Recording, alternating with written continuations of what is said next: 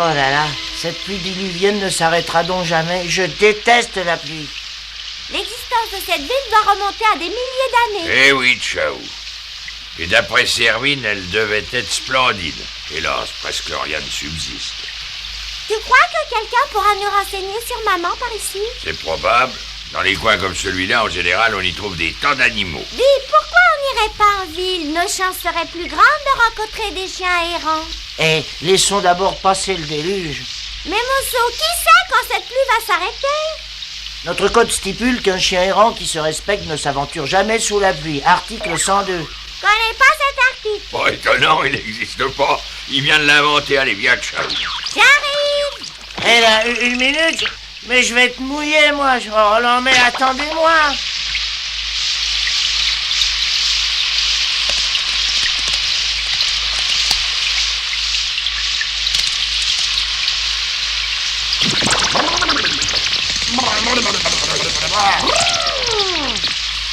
Abritons-nous ici un petit moment, va.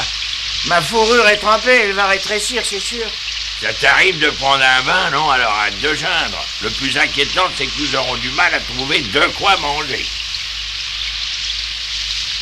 Je rêve d'une soupe bien fumante. C'est très chaud. Mange, ça te fera du bien. Et après, je t'emmènerai visiter les ruines de la ville antique s'il s'arrête de pleuvoir. Oh, les pauvres. Hein? De quoi est-ce que tu parles? De ces chiens-là dans le garage. Viens voir, grand-père. Des chiens errants. On ne peut rien faire par ce temps. Viens manger avant que ce ne soit froid. Dis, grand-père, si je leur apportais quelque chose après déjeuner, ces chiens doivent mourir de faim. Oh! Ah, j'ai dû prendre froid avec ce temps. Ah oui, ben tu n'as pas bonne mine, toi. Oh!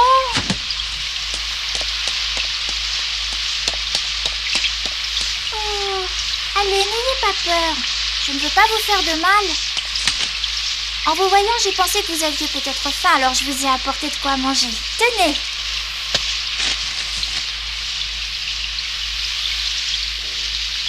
Mangez, mais qu'attendez-vous?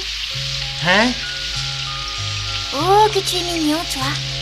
Oh, mais tu es tout trempé. Je vais te sécher du mieux que je pourrai. Si tu restes comme ça, tu vas attraper froid. Oh, comme ta fourrure est douce, on dirait un nounours en peluche. Du petit chien. Est-ce que tu viens de très loin? Luna, le soleil est revenu. Il est temps de se mettre en route maintenant. Oui, grand-père, j'arrive tout de suite. Je dois m'en aller, mais je reviendrai plus tard ce soir. Attends-moi et je t'apporterai de bonnes choses pour ton dîner. Oh, mais à vous aussi, bien sûr. À plus tard. Elle s'appelle Luna. Joli nom. Professeur Fusky, vous êtes toujours décidé à explorer la caverne où les indigènes allaient prier tous ces dieux païens? Je suis venu uniquement dans cette intention, monsieur le directeur. Oh, mais les habitants du village disent qu'une malédiction se rattache à cette grotte et que celui qui s'en approche subira la colère des dieux. Je sais cela et je sais également qu'on la surnomme la caverne de la mort, mais je ne me laisserai pas impressionner par ses croyances. Si au moins vous laissiez ici votre petite fille, professeur. Grand-père n'a pas le titre de professeur, mais de docteur, et son métier est de visiter les vieilles ruines. Et puis si je cours un danger, il saura me protéger. Hein, grand-père? Luna, je suis touché de la confiance que tu as en moi. Bon, je n'insiste pas, il ne me reste plus qu'à vous souhaiter bonne chance à tous les deux. Merci infiniment, monsieur le directeur. Je vous rends votre parapluie. Allez, en route, Luna. Vous avez entendu, vous deux? La caverne de la mort. Un nom qui ne me dit rien qui vaille à moi. Pourvu qu'il leur arrive rien.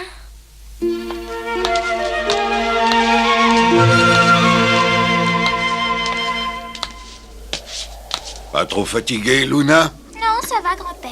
Oh, mais... Eh oui, nous y sommes presque. Et tu vois, là-bas, derrière le temple, on distingue l'entrée de la grotte. Nous l'atteindrons d'ici quelques minutes. Allons, on s'est assez reposé. Viens.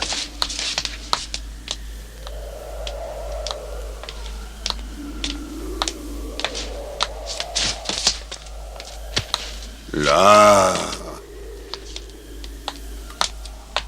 Nous y voilà. Grand-père, n'y a-t-il vraiment aucun danger? Je vois que les avertissements du directeur de l'hôtel ont porté leurs fruits. Aurais-tu peur? Non, j'ai pas peur, grand-père, puisque tu es à mes côtés. Il n'y a pas de honte à avoir peur, mais ne t'inquiète pas. Tout ce qu'on raconte n'est que superstition, on n'y accorde pas trop de crédit. Allez, on y va, donne-moi ma canne.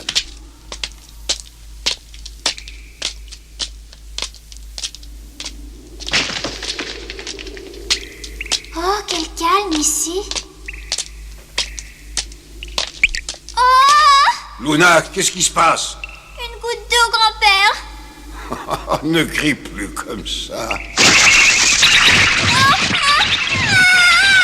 Allez, du vent. Regarde là, ce ne sont que des chauves-souris. Oh, mon Dieu, que j'ai eu peur. C'est ton cri qui les a effrayés. À l'avenir, tâche de ne plus perdre ton sang-froid pour d'inoffensives chauves-souris. Oh, je vais essayer, je te le promets. Ah! Grand-père, dis-moi, mais qu'est-ce qui se passe? Tant que les pluies n'aient détrempé le sol alentour, Luna. Vaut mieux s'en aller, avant que tout s'effondre.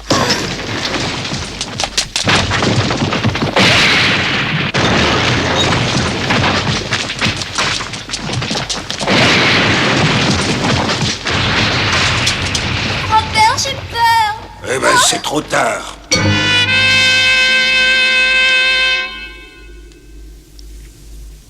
Les pierres ont condamné l'entrée de la grotte. Alors, on est prisonnier, grand-père. Que va-t-on devenir? Allons, calme-toi. Il existe peut-être une autre issue à cette grotte. Tout est possible, ne t'inquiète pas. On s'en sortira.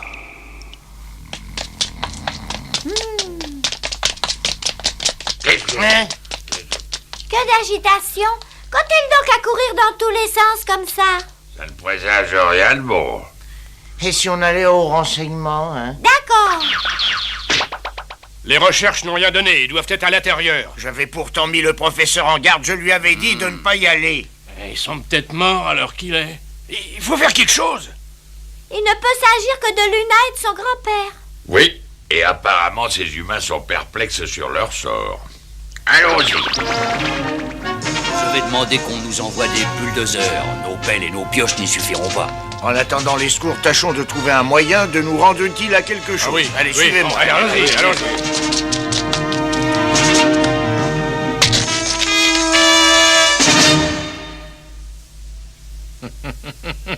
Les événements se précipitent. Pas la moindre petite ouverture nulle part.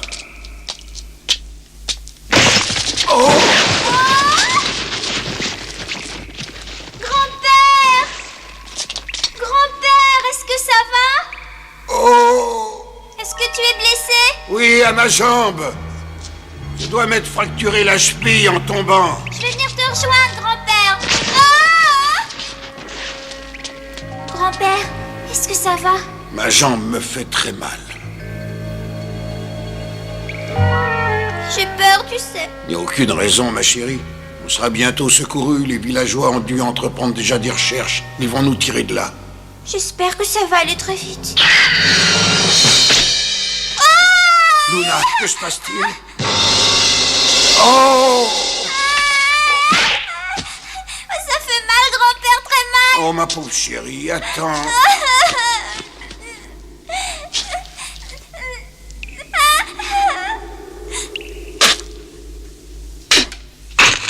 Allez, allez. Le tout, c'est d'en dégager le maximum avant l'arrivée des bulldozers. Oh, j'ai bien peur qu'ils n'arrivent un peu tard pour les sauver. Ça fait déjà 3 jours qu'ils sont là-dedans. Si les secours tardent encore, ils vont mourir. Hélas, il faut se résoudre au pire, ciao. Le temps qu'il perce un tunnel, il sera trop tard. Alors si au moins il existait un petit trou, on pourrait se faufiler. Le mieux, c'est d'aller voir. Qui sait?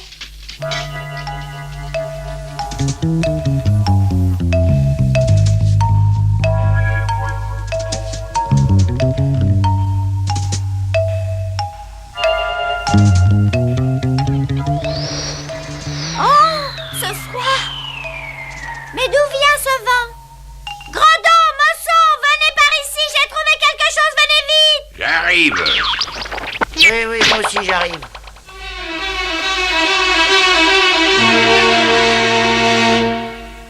Qu'est-ce que t'as trouvé?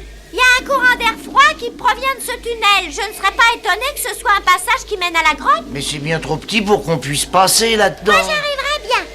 On ne sait pas où ça peut mener, moi j'y vais pas. Oh oui, c'est vrai, c'est bien trop risqué. Luna est peut-être en danger de mort en ce moment. Il faut que j'y aille. Je peux plus tenir. Surtout ne commets pas d'imprudence. Prends garde à toi. Je les tiens.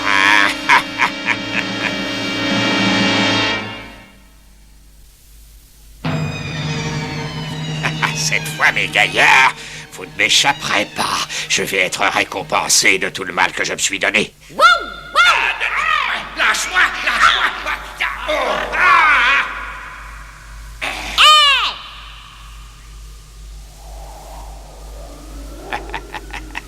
Non seulement je tiens ma revanche, mais ça va me rapporter beaucoup d'argent.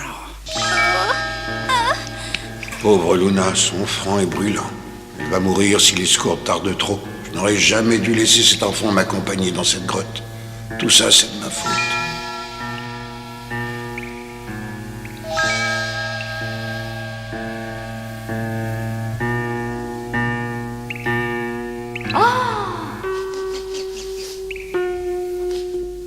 L'odeur de Luna. Par ici. Luna. Hein?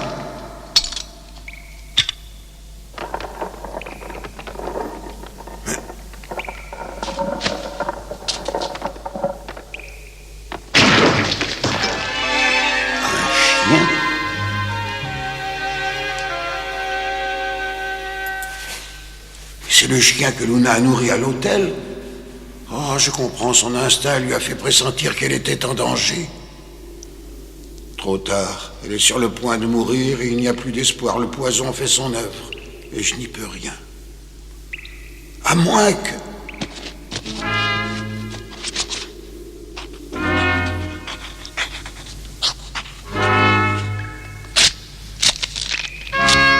Tu vois ce papier?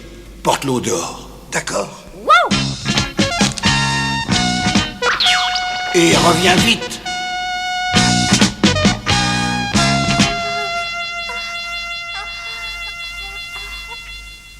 Vu l'ampleur de ce glissement de terrain, je crains qu'il n'ait déjà été enseveli. Peut-être, mais il faut continuer. Le professeur Fulski est un savant très réputé. Nous devons faire notre possible pour le sauver. Il est à souhaiter qu'il ait tenu le coup, ainsi que sa petite fille. Hein?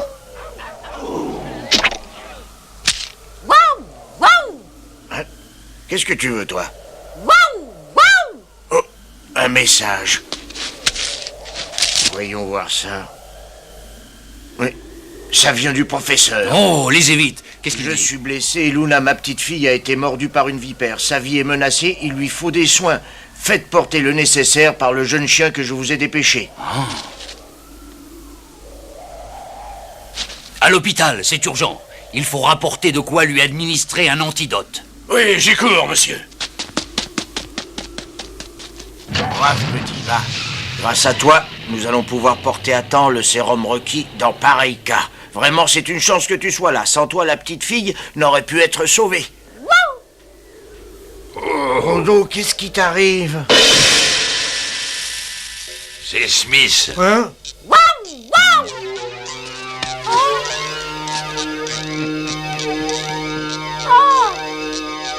Je n'aime pas la tournure que prennent les événements. Ce chien est à moi. Vous ne pouvez donc disposer de lui sans ma permission. Ah, mais nous ignorions que ce chien appartenait à quelqu'un. Il avait l'air d'être un chien errant. Traitez ce chien d'errant. Oh, mais ne soyez pas stupide. Sachez que c'est un mastif d'une grande valeur marchande. Au revoir. Non, ne partez pas.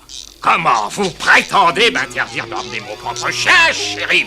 La vie de deux personnes est en jeu. Seul ce jeune chien peut avoir accès à eux. Nous avons besoin de lui. Mais vous n'avez qu'à vous débrouiller sans lui. Mon chien n'est pas un Écoutez-moi, Saint-Bernard. vous-même, avez-vous des enfants?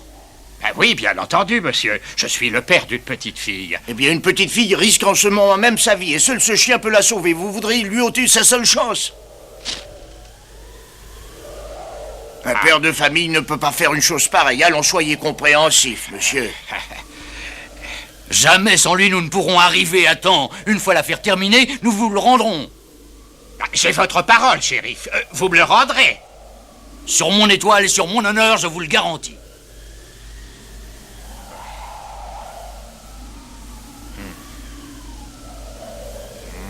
D'accord, prenez-le. Ah, merci beaucoup. De rien, je descends au village. Mais je reviendrai. Oh, cet humain est vraiment très antipathique. Oh oui, pauvre de nous, que nous réserve-t-il? Pourvu que ce petit chien ait bien compris ce que j'attendais de lui. Il reste notre seul espoir. Mon Dieu, faites qu'il nous apporte le sérum qui sauverait ma petite fille.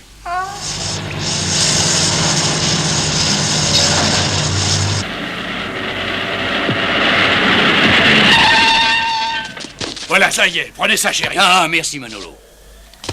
Maintenant, leur sort t'appartient, petit. Nous te faisons toute confiance. Voilà. Va et dépêche-toi. Ciao! Non, attends.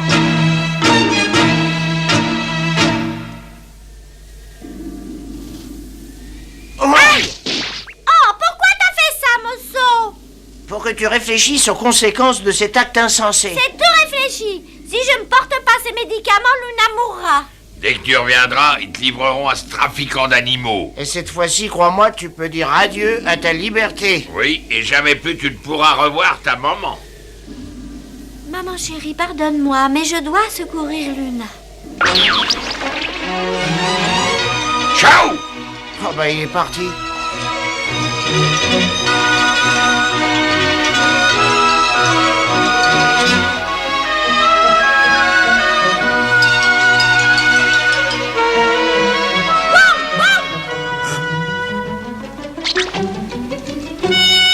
Enfin, te voilà.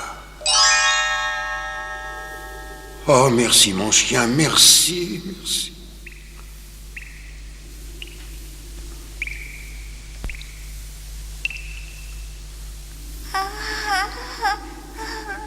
Luna, résiste de toutes tes forces. Je veux pas que tu meures.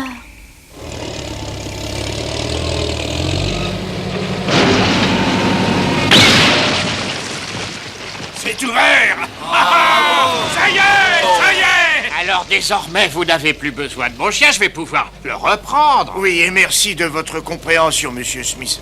Merci, dans un petit instant, vous le retrouverez. Ah ben, je compte bien le récupérer. J'ai des projets pour lui. Oh.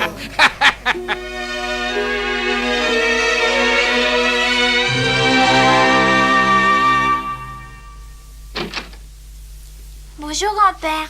Bonjour, Luna, on dirait que tu vas beaucoup mieux. Où est le petit chien? Oh, il est à l'hôtel. Pour lui aussi, tout finit très bien. Il vient de retrouver son maître. Je voudrais le remercier de m'avoir sauvé la vie. Je peux aller le voir, dit grand-père. Luna, tu n'as pas encore la permission de te lever. Oh. Allons, ne sois pas triste. Je suis sûr qu'il ne t'en voudra pas. Il comprendra très bien que tu n'aies pas pu venir lui dire merci avant son départ, ma chérie. Oui, son maître doit quitter la ville demain. Bah, nous aurons peut-être l'occasion de le rencontrer à nouveau. En attendant, repose-toi, Luna. Bien. Oh.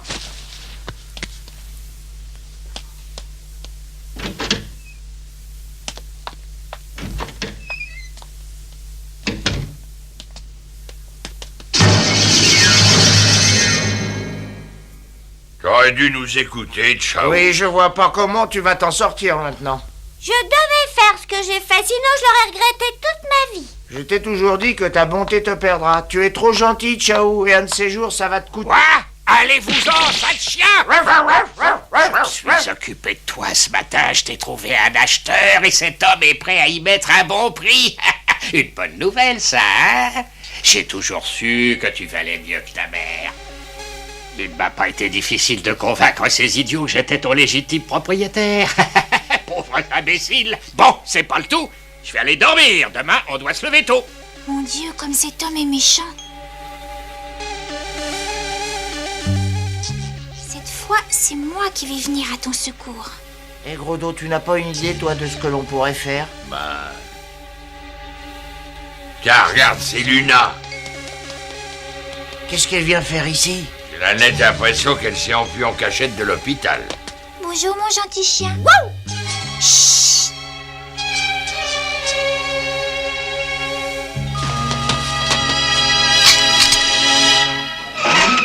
Oh! Allez, sors de là, vite!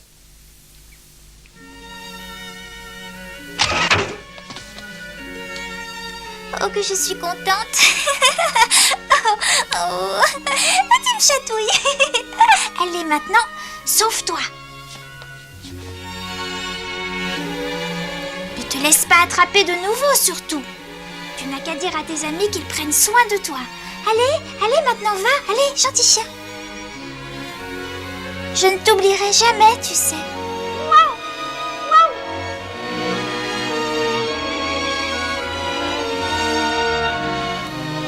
Au revoir, gentil chien.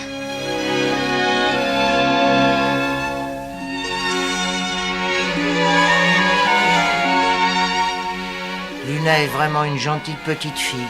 Oui, c'est le moins qu'on puisse dire. Adieu, Luna. Adieu, mon ami.